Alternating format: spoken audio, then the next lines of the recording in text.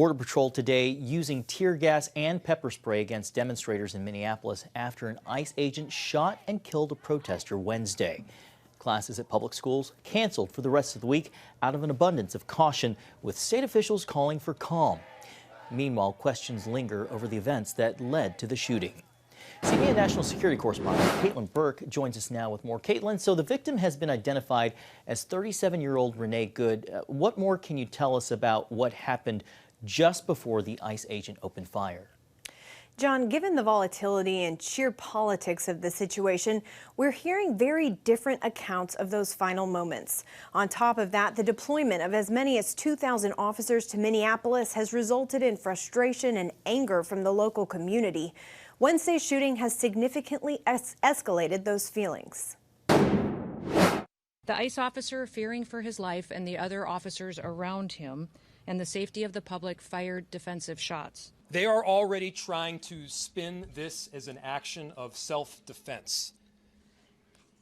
Having seen the video of myself, I want to tell everybody directly, that is The incident unfolded amidst a crowd of protesters when a convoy of ICE agents got stuck in the snow. In videos taken by eyewitnesses, you can see federal agents demanding 37-year-old Renee Good exit her SUV. DHS officials maintain Good had followed agents around all day, attempting to impede their work, and that she was using her vehicle to block them in. In the video, she appears to slowly reverse, and when an ICE agent grabs the door, apparently accelerates. That's when the agent near the front of her vehicle fires. Moments later, the SUV crashes into a parked car. The officer was hit by the vehicle. She hit him. He went to the hospital. A doctor did treat him. He has been released, but he's going to spend some time with his family. Eyewitness Emily Heller sharing a different perspective on CNN. They approached her vehicle aggressively and tried to open her door, and then that's when she got spooked, and she reversed her vehicle to turn her wheels to try to escape, and that's when an ICE agent stepped in front of her vehicle and said, "Stop." And then, she was already moving, and then point blank shot her through her windshield. Overnight, hundreds gathered to remember Good.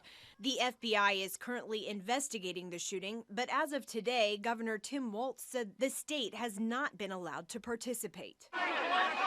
Protesters, meanwhile, vow to continue demonstrating until ICE leaves, today clashing with law enforcement outside a federal building.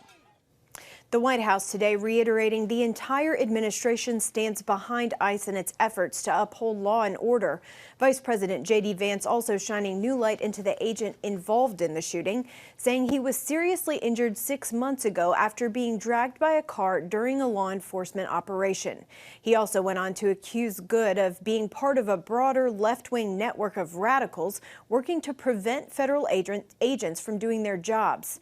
Governor Walz accused the administration of acting as judge, jury, and executioner in this case, calling for a fair investigation involving the state of Minnesota. John?